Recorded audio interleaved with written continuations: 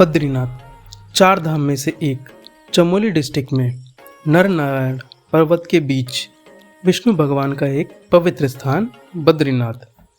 कहा जाता है कि यहाँ की हवा में ही एक दवा का एहसास है। नाम तो काफ़ी लोगों ने सुना होगा, मैंने भी सुना था। और इसी जगह को विटनेस करने के लिए मेरी ये अप्रॉक्सीमेटली 750 किलोमीटर की जर्नी स्टार्ट होती है लखनऊ से।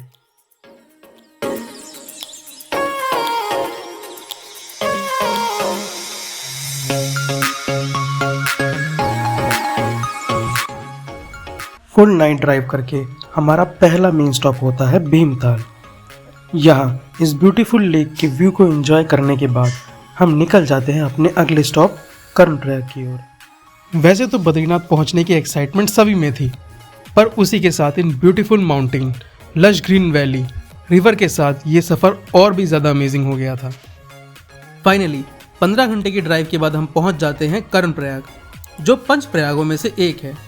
यहाँ बद्रीनाथ से आने वाली अलकनंदा और पिंडारी ग्लेशियर से निकलने वाली पिंडारी नदी का संगम होता है और यहीं पे आज रात का हमारा स्टे होने वाला था।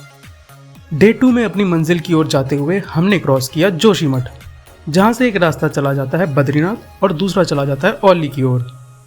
अलकनंदा नदी की धारा को पकड़कर चलते हुए हम पहुँचे एक और प्रयाग, विष्णु प्रयाग पे, जहाँ अलकनंदा और धौली गंगा का संगम होता है। जैसे ही हम अपनी मंजिल की ओर बढ़ते जा रहे थे, माउंटेन्स की हाइट बढ़ती जा रही थी, विड्थ बढ़ती जा रही थी, उनकी खूबसूरती बढ़ती जा रही थी और हम सब लोगों की एक्साइटमेंट भी बढ़ती जा रही थी। पर रोड की कंडीशन भी कहीं कहीं ख़राब हो रही थी। हम लोगों को लैंडस्लाइड एरिया भी मिलना स्टार्ट हो गए थे। कर्णप्रयाग से 5 घंटे की ड्राइव ख़त्म करके हम पहुंच जाते हैं अपनी डेस्टिनेशन पर, और जो यहाँ का व्यू था एक्सट्रीमली अमेजिंग। इस व्यू के साथ मौसम जो चेंज हुआ था, ऐसा लग रहा था कि एक गिफ्ट सा मिल गया हो हम सबको वहाँ पहुँचकर। लोगों ने सही कहा था कि यहाँ की हवा में ही एक दवा का एहसास है। सारी ट्रैवलिंग की जो थकान थी मानो एक चुटकियों में दूर हो गई हो। सबके चेहरे पे एक अलग ही खुशी थी। होटल स्टे प्रेफर ना करके हमने चूज़ किया टेंट हाउस में रहने का। यहाँ का रेंट हमको पड़ा था 3000 रुपये, जिसमें 2 डबल बेड थे। इस व्यू के साथ ये जो प्राइस था बिल्कुल वर्थ था। मिलिए श्री और छोटे से सिम्भा से। बारिश भी धीरे धीरे होने लगी थी और ज़्यादा वेट ना करते हुए हम निकल जाते हैं श्री बद्री विशाल के दर्शन करने के लिए।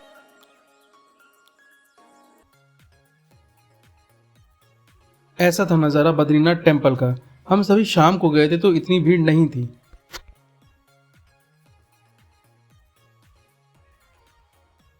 यह है तपकुंड, एक नेचुरल हॉट स्प्रिंग। कहा जाता है कि नारद जी ने जब विष्णु भगवान की तपस्या करी थी तब इस तपकुंड को बनाया था।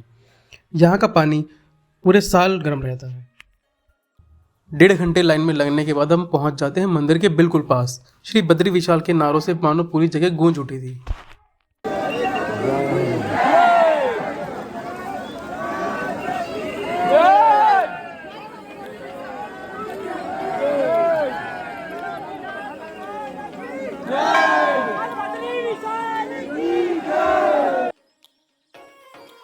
हर सेकंड के साथ बदलती लाइटें मंदिर को और रोशन कर रही थी। सूरज की किरणें जैसे माउंटेन्स पे पड़ रही थी। वो नज़ारा सारी इमेजिनेशन से परे था।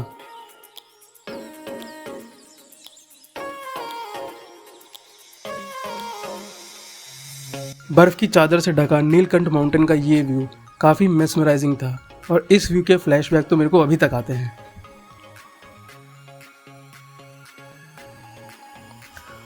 सुबह थोड़ा सा सिम्बा के साथ खेलने के बाद हम निकल जाते हैं टेंपल की ओर।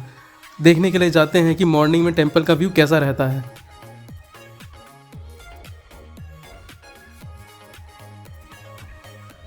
ये वाली वीडियो तो अभी यही ख़त्म होती है, पर लेकिन अभी अगली वीडियो के लिए बचा है भारत का पहला गांव, पहली चाय की दुकान और वसुधरा फॉल के कुछ बहुत ही अमेजिंग नज़ारे।